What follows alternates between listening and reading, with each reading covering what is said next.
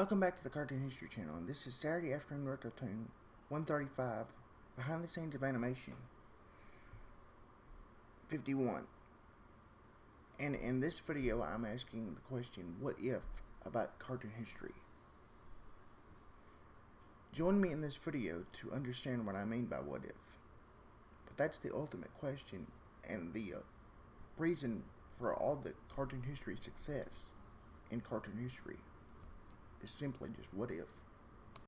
Welcome back to the Cartoon History Channel, and this is Saturday Afternoon Retro Toon 135, Behind the Scenes of Animation 51, and this is how the what if concept has shaped modern cartoons. And what I mean by what if, let's just say, for instance, the Fairly OddParents. What if concept with that? That's why the dual rules was created. And in this video, we're going to talk about things like that. But what if goes back to the golden age of animation. But this is the modern perspective of it. What if Timmy Turner had his Cosmo and Wanda abilities, but he didn't have the book? That would change the whole concept of the foundation of morals and limits with the magic. What if Jimmy Neutron, the Boy Genius, in his spin-off show that was a sequel to the movie, what if he was able to do more and his scientific destinies didn't mess up?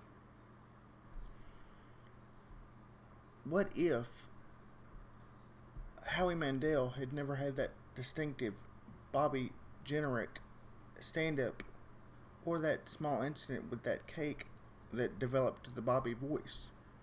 Did you know that that's how his voice was developed, from an accidental? And he also used the same voice for Skeeter on the Muppet Babies, but it was developed from an accidental cake wheezing noise that he made as a little boy, and he just perfected it.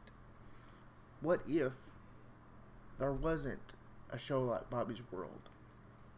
What if?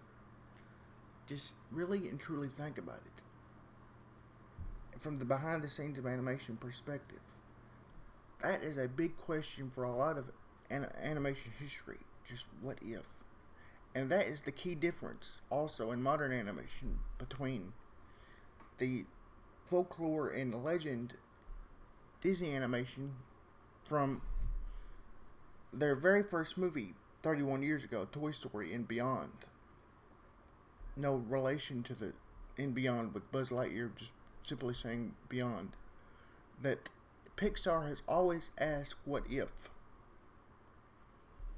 And that's why I'm asking that in today's video. Think about the what if of history. They thought about that in the old classic days, like Chuck Jones and Sniffles, and others like Bugs Bunny and Elmer Fudd. You know, what if the rabbit was smarter than the hunter? But what if has been the biggest question in driving of some of the best cartoon writing, some of the best shows like SpongeBob. He was a marine biologist before SpongeBob, and he also temporarily, for quite a few years, worked on that Rocco show. He asked himself, what if I married the two? And that became SpongeBob. He took very, very similar comedy from the concept of his old Rocco show that he used to work on with Joe Murray, and kind of blended it in a so-called marriage, if you will, of his marine biology and his SpongeBob world in Bikini Bottom. He asked what if. That's how he made that cartoon. Now, he also had a lot of talent that he took with him. Another classic example of TV animation that what if is in 57, when Bill and Joe made Hanna-Barbera. They were the earliest examples of what if. They had all those animals that they turned into anthropomorphic animal / people like abilities with talking and stuff. What if a dog could talk and hung around with 4 teenagers? And what if the dog solved mysteries? What if there was this Josie and the Pussycats band and they got into some similar scrapes?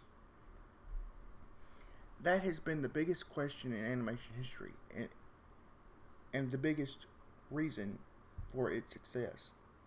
They've always asked the what if.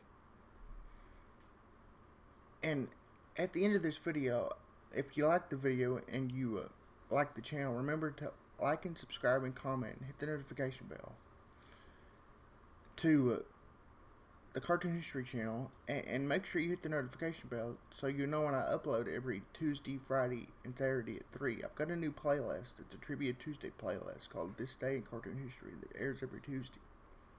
Every Friday I air a Facts Friday at 3. And every Saturday, like next Saturday, I air a Saturday afternoon Retro-Tune at 3. Tell me in the comments what you want for the next video, and make sure to vote on your favorite idea. I'll see you next Saturday.